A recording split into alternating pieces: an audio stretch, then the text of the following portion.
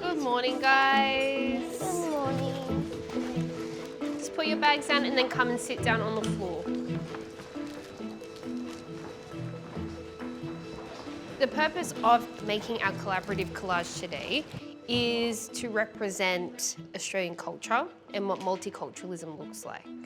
Do you think Australian culture is something that is tangible, that you can hold on to, or is it something that is more of a feeling? What are your thoughts?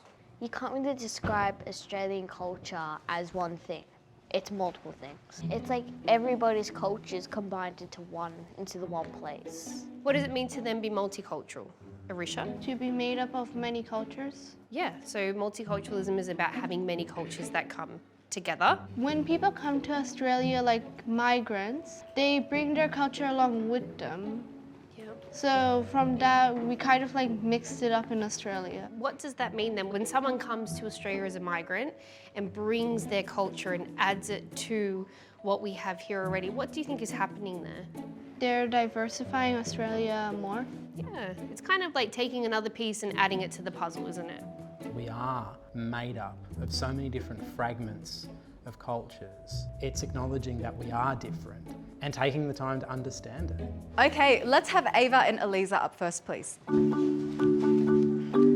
I've brought the Aboriginal flag because it identifies who I am. I've brought the Pakistani flag, and the green represents the Muslims and the white represents the other cultural minorities. And I also brought one picture of a sweet called gulab jamun, and I think it represents how sweet Pakistani people are. Oh.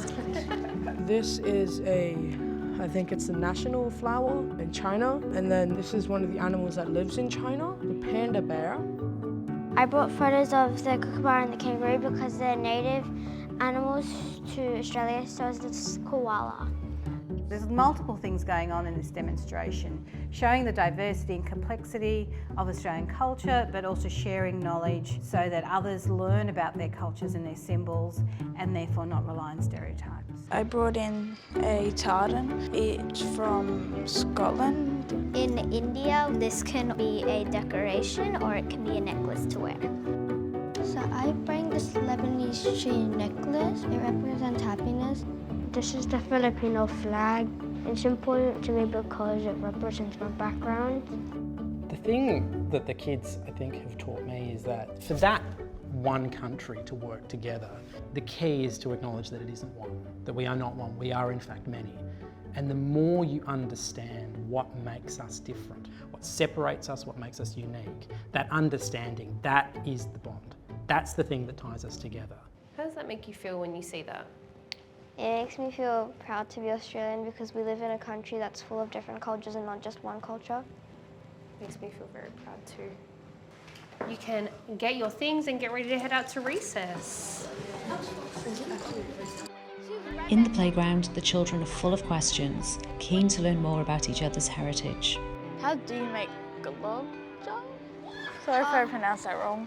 Make a sort of like cake batter sort of thing, and then you fry it, and then you dip it in rose water. That sounds nice, like a nice delicacy.